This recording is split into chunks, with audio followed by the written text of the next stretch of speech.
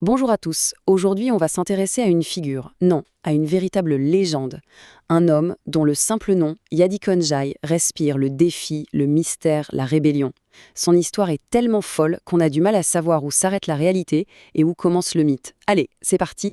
Pour bien commencer, pour bien cerner le personnage, il y a un chiffre, un seul. 32, oui, 32. C'est le nombre de fois où, d'après la légende, Yadikon Njai se serait évadé de prison. Non mais imaginez, pas une, pas deux, 32 fois. C'est un truc qui dépasse l'imagination. Et c'est ça vraiment qui a bâti sa réputation. Celle de l'homme que personne ne pouvait attraper. Et cette phrase, tu ne pourras pas t'échapper cette fois-ci. Si tu arrives à le faire, je te laisserai tranquille. Elle résume tout, toute l'audace du bonhomme. Et attention, ce n'est pas un simple gardien qui dit ça. Non, non, c'est le procureur colonial en personne, Desprez, complètement à bout, exaspéré par ce type qui n'arrête pas de s'échapper. C'est un véritable duel, hein. D'un côté, l'ordre colonial tout-puissant, de l'autre, un homme seul qui refuse de plier. Et on va le voir, les défis, Yadikon, il adorait ça. Alors, voilà comment on va décortiquer ce personnage hors norme. D'abord, on va plonger dans les origines quasi mystiques de son nom. Ensuite, on va revivre ses évasions les plus folles. Après ça, on se posera la question, était-il vraiment un Robin des Bois sénégalais? Et enfin, on verra comment il est devenu un symbole ultra puissant de la résistance contre l'ordre colonial. Pour vraiment saisir qui était Yaadi Cohn, tout commence par son nom. Ce n'est pas juste un nom, c'est une histoire en soi.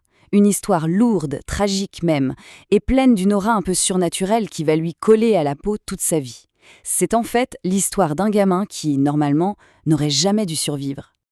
L'histoire de sa naissance, franchement, elle prend aux tripes. Sa mère, Koumba Diop, avait vécu le pire cauchemar. Elle avait perdu 6 fils, tous morts en bas âge.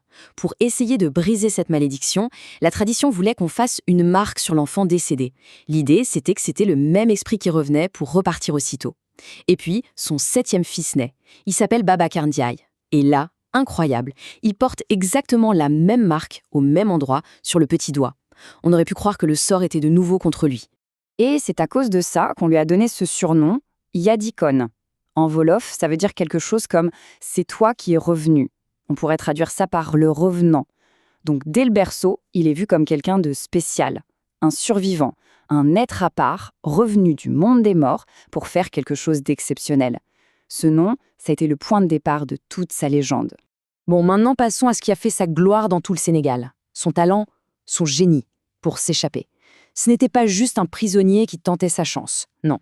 C'était un véritable artiste de l'évasion. Un homme qui donnait l'impression de pouvoir littéralement passer à travers les murs. Et son évasion la plus connue, c'est digne d'un film d'Hollywood. Souvenez-vous du défi du procureur Desprez. Et bien suite à ça, on le jette dans la cellule la plus sécurisée de la prison, la fameuse chambre 7. Il est enchaîné, surveillé 24 heures sur 24. Et lui, imperturbable, il rajoute un défi par-dessus. Il dit à ses gardiens « Je sortirai vendredi, juste après la prière de 14 heures ». Le culot est juste monumental.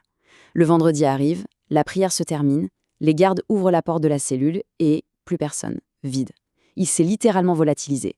Il a tenu sa promesse comme ça, au nez et à la barbe de toute l'administration coloniale. Incroyable.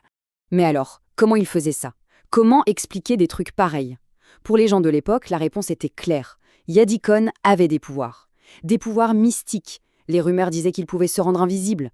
On racontait aussi qu'il avait un bracelet spécial, le Bouloudung, qui lui donnait une force surhumaine, la force d'un âne dans ses poings. Et ce n'est pas tout. Il aurait eu une amulette, un talisman, carrément inséré sous la peau de son avant-bras, qui le protégeait de tout. Alors, mythe ou réalité, difficile à dire. Mais une chose est sûre, toutes ces histoires ont fait de lui une légende. Un héros que rien ne pouvait atteindre. Ok. L'image la plus connue de Yadikon, celle qui lui colle vraiment à la peau, c'est celle du Robin des Bois sénégalais, le voleur qui a un grand cœur. Mais est-ce que c'était vraiment ça? Est-ce que la réalité correspond à cette belle image? C'est le moment de mettre le mythe face au témoignage de ceux qui l'ont connu. Alors, d'un côté, on a le mythe. C'est simple, c'est beau, il volait les riches pour donner aux pauvres. Facile.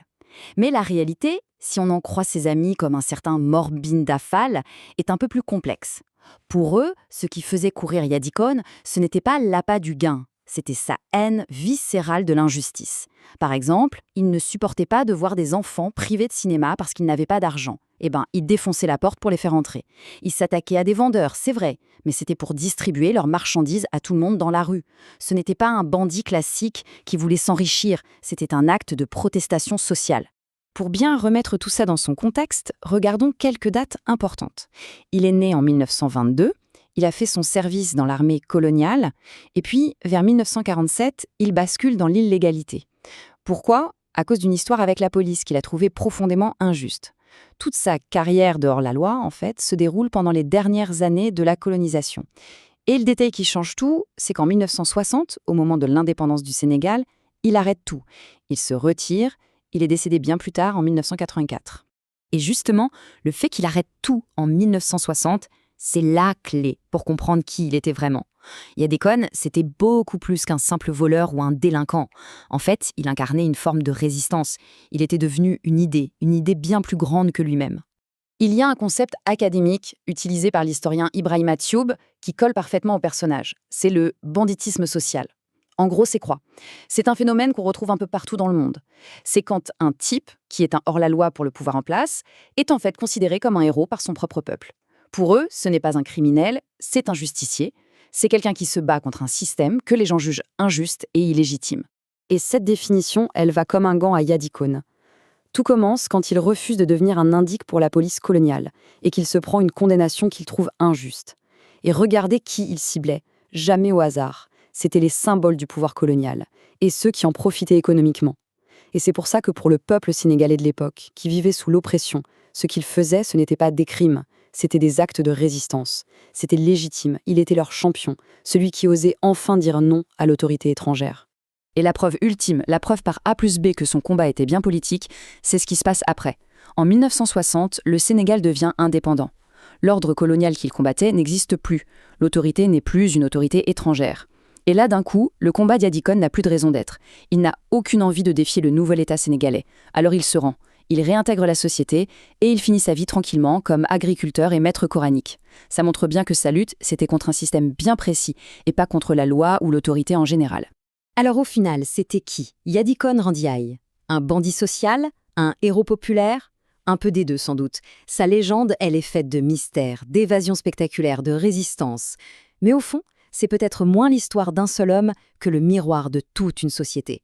Le reflet d'un peuple qui, écrasé par le système colonial, avait désespérément besoin d'un héros, d'un visage pour incarner sa quête de justice et de dignité.